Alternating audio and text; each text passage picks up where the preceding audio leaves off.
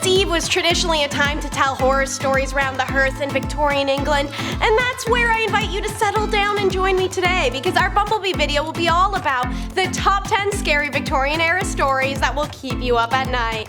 We're gonna start with one of the most famous tales out there. Number 10 is going to be Spring-Heeled Jack. It's very much an urban legend, mostly myth and nature, but there's some real encounters. So, the Lord Mayor of London, John Colwyn, even had to come out in January of 1838 to address the growing numbers of stories about a man-like figure tormenting the late-night walkers and playing ding-dong ditch except with blue hellfire.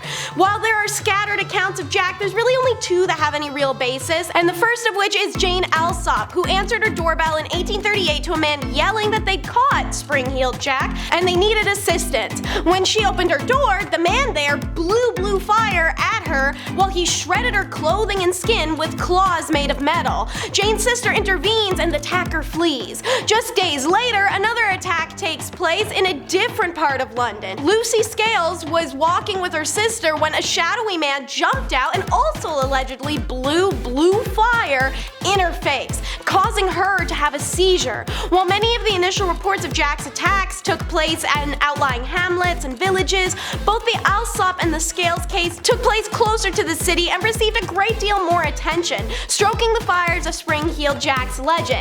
He became a classic character of the cheap penny dreadfuls, and the elusive monster now belonged to Victorian nightmares. And unless you want to belong to Victorian nightmares, I suggest you subscribe to the Hive.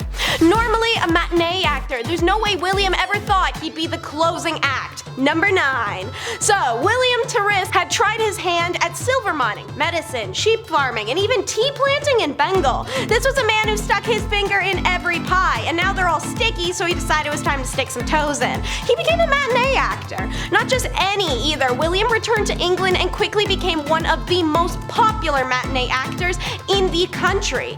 But for fellow actor Richard Archer Prince, Tereza was a hindrance and a rival, and many accounts state he was not rocking a full set mentally. So it's in December of 1897 that Prince had tucked himself into a dark corner in Maiden Lane by the stage's back passage, waiting for Tereza to arrive. When he does, Prince shoves a dagger through the man, and Tereza is carried into the theater by other actors, only to die 20 minutes later in the arms of his distraught leading lady, Jessie Millward, as he uttered his final prophetic words, "I will come back."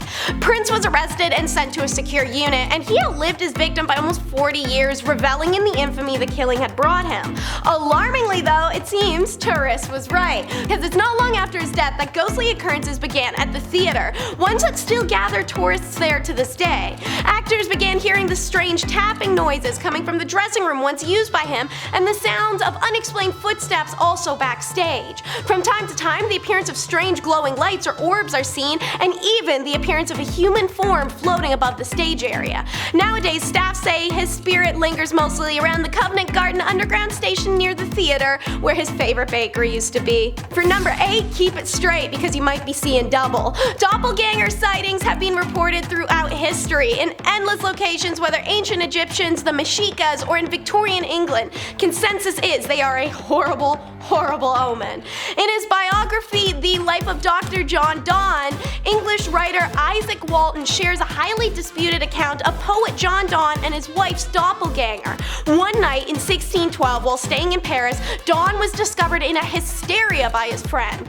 "I have seen a dreadful vision since I saw you. I have seen my dear wife pass twice by me through this room, with her hair hanging about her shoulders and death in her arms." Donne reportedly had said to his witness, "I cannot be sure that I now live, then I have not slept since I last saw you, and I am sure that at her second appearing she stopped and looked me in the face and vanished." Walton then claims that a messenger was immediately dispatched to check on Donne's wife, returning with the news she was in very poor health after losing a pregnancy. Then of course the Queen of Victorian Goth herself had to have connections to a doppel. Percy Bysshe Shelley wrote of a double in Prometheus Unbound, and later claimed to have seen his own doppelganger before his death in 1822. His wife Mary Shelley later recalled that Percy had visions of strange tackling her, and mentioned an episode in which his double had approached him.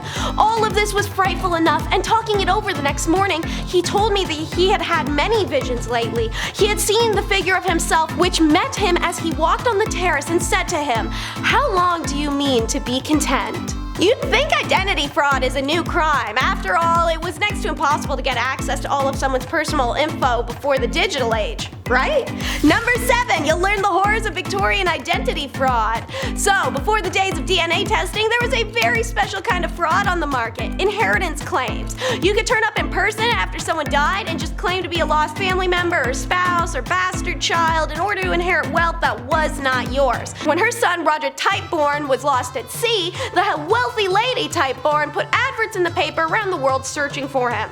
Arthur Orton, a butcher's son, wrote from Australia claiming to be him and asked for her to send him money to help sustain him since his shipwreck. She did so obligingly, but also pleaded with him to come home. He decided to give it a go, and when he arrived, the old woman welcomed him back as her lost son, even though Orton didn't have Sir Roger's posh accent, face, clothes. He was about 100 pounds heavier as well. When he began to claim the family estates, other relatives who couldn't be punked took legal action. The case took 4 years to come to court, during which time Lady Typeborn continued to believe he was her son, obviously a case of being unable to accept her real son's demise at sea. She dies just before the case is heard, meaning Orton loses his most valuable witness, but nevertheless, he memorized an enormous amount of facts about Sir Roger's life and managed to convince 100 people to vouch for his identity.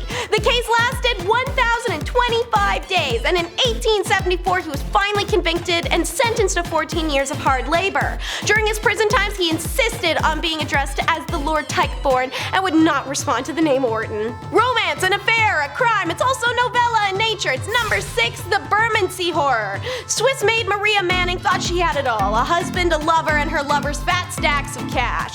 But as she soon realized, she loved the money more than both of the men, so together with her husband Frederick, she plotted to rid herself of her lover Patrick O'Connor and keep his fortune. Having chosen between Frederick and Patrick for marriage in the first place, Frederick was weirdly okay with knowing his wife was sleeping with Patrick, and he frequented their homes for dinners. And it's at one of these dinners in August 1849, one or both of the Mannings shoot at Connor, which doesn't kill him, so a crowbar gets involved in the mix. Once that mess is over, they buried him under the kitchen flagstones. Maria conned her way into Patrick's home and looted it like a mad woman, and then when Frederick tried to lay claim to his half, she double-crossed him because she never liked him anyways and ran away to Scotland. When O'Connor's body is inevitably found, the couple are arrested, and during the Old Bailey trial, the counsel for both the husband and wife blame each other. Miss Manning is accused of greed, and Mr. Manning is accused of acting out of jealousy. They're both given hemp neckties in November of 1849 in a crowd that included the novelist Charles Dickens. Getting psychological for number 5 is what the Victorians called crisis apparition. Spiritualism, which had just begun in the middle century in New York, believed that the dead residing in their own plane have both the ability and the inclination to communicate with the living. The story I'm about to share is considered a symptom of telepathy with the spirit, but other symptoms of spirit relations, such as hypnotism or taking the role of a conduit, were considered common as well. Overall, it was dubbed crisis apparition. This is a classic case of crisis apparition from a book called Pith by Londoner Newton Crossland. In October of 1857, around 1 o'clock in the day, I was going from my office to sign an export bond at the custom house, a distance of a quarter mile. I was in my usual satisfactory state of health. My mind was occupied with merely commonplace ideas. The traffic in the streets was ordinary, monotonous activity, and nothing was apparently there to wake in me the slightest trepidation. When I was just crossing the Great Tower Street, I was seized with an unaccounted panic. I conceived a dread that I might be attacked by a tiger, and the idea of this horrible fate haunted me so that I absolutely began running in hot haste, and I did not stop until I found myself safe inside the walls. Newton goes on to chastise himself and think he's a fool. He can't shake the extreme levels of adrenaline and anxiety, especially given he's freaking out over a tiger attack in in London. None of it makes sense. But the next morning, he's horrified to see in the newspaper. To my utter astonishment, I read that at precisely the same time I felt the crazy fear a tiger had escaped its cage, and while it was being conveyed from the London docks. Seriously injured too, and about a mile as a crow flies from the spot where I was passing. You can actually find the passage in the Times newspaper published October 27, 1857 that confirms that tiger story. Pretty creepy cool, right? Either it was too easy to get away with killing or just not easy enough. Welcome to number 4, the Maybrick mystery. 19-year-old banker's daughter Florence Chandler married 42-year-old James Maybrick, an English cotton dealer. A hypochondriac serial cheater, he was also addicted to arsenic and strike recreationally, as many Victorians were. Since he was out betting the town, Florence went and found herself a boy toy too, and James was outraged. So he threatened to divorce her, which would have ruined both their reputations, so he decided to just rewrite his will and bequeath her less money. Just around the time that his addiction begins to start killing him. While on his deathbed, Florence wrote to her lover seeking potential marriage in the future once he passes. A servant passed said letter off to James's brother, who then decided from that Florence had killed him. The arsenic found all over his home is used to point fingers at her, since his family refuses to believe that James has been an addict. Meanwhile, autopsies show there wasn't enough in his system to kill him, and also that he was 100% a definitive regular user. Confirmed also by his pharmacist, who says James sometimes picked it up 5 times a day. Did that stop them from charging Florence? No! Florence was not permitted to give testimony and was only allowed to read prepared statements at her trial. The prosecution counsel claimed if Florence was depraved enough to have an extramarital affair, then her moral compass was broken, and therefore there could be no other explanation for her husband's death, except for the slew of medical professionals insisting on Florence's behalf her husband died from addiction. Despite enough evidence that in modern times the case wouldn't have even gone to court, Florence was found guilty and sentenced to death. It's later commuted to incarceration for 15 years, however, but there's no court of appeals, and doubt is casted on the presiding court judge, Sir James Fitzjames Stephen, by an expert who asked if he had truly recovered from the seizure he had suffered years before, because he had not seen such incompetence and inaccuracy by a judge before the Maybrick trial. This is actually a great segue into number 3, as it's about the asylum conspiracy. So Florence could literally throw the entire city pharmaceutical and coroner team at a courtroom with 100% verifiable evidence she didn't kill her husband, and still receive the death penalty. Obviously, it goes without saying it's due to her being a woman in that era, and her story goes to show how little a voice they had. So a fun thing that started happening, because people are cruel and horrible in every way, was conspiracies to stick unwanted sisters, mothers, daughters, and wives in asylums by lying. Since diagnostic systems for mental illnesses were in early development and there was no consensus over what or what not was evidence of lunacy, really any doctor could have the authority to stick you in one of those if they felt your symptoms merited it, or if they were paid a handsome sum. Edith Lanchester was a young feminist who decided to live with her lover without getting married. Her family decided they'd rather she didn't, and the answer was, in 1895, kidnapping her and throwing her into an asylum endorsed by Dr. Burroughs, who declared that Miss Lanchester's decision equated to a threat of committing social life-taking and therefore evidence of irrationality. Lucky for her, the lunacy commissioners came in to inspect the asylum 2 days later and they freed her. Louisa Bailey was working at a Bournemouth store in 1896 when, after a party with colleagues, she's visited by a regular customer, Miss Digby,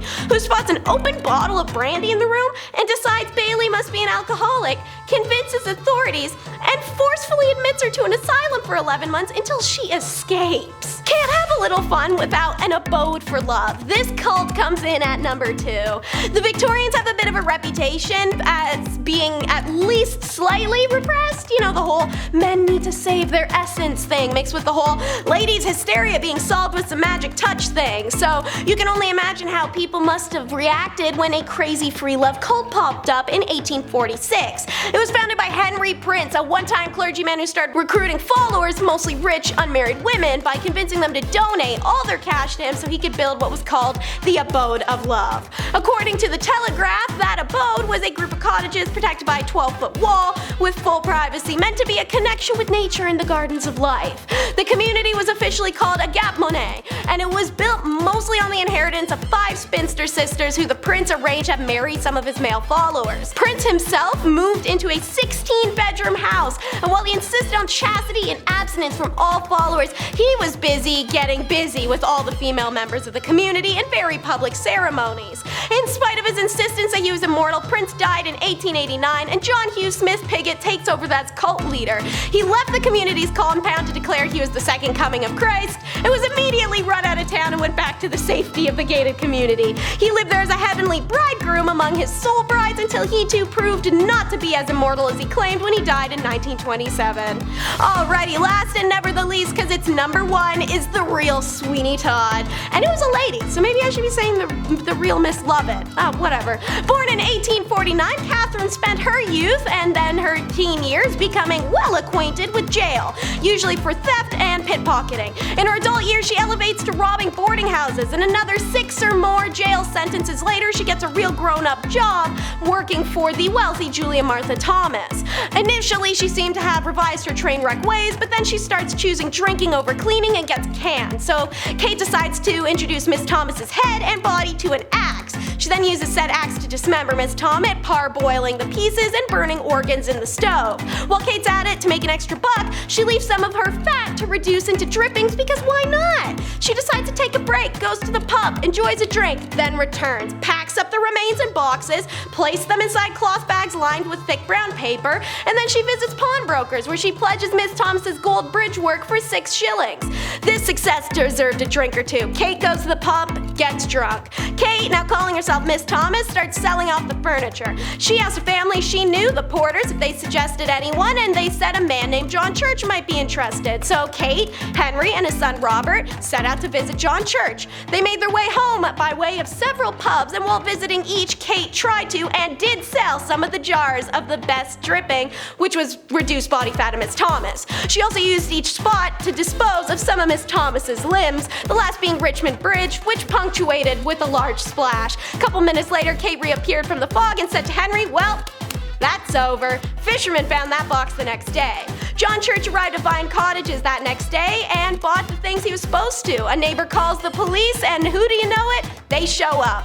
Kate does manage to escape and goes to Ireland, but she's retrieved by them and sent back to England where she's tried for her horrendous crime. Alrighty, thank you so much for everything and for tuning in. I hope you enjoyed. Be sure to like and subscribe if you want to see more from us, and until next time, comment love down below.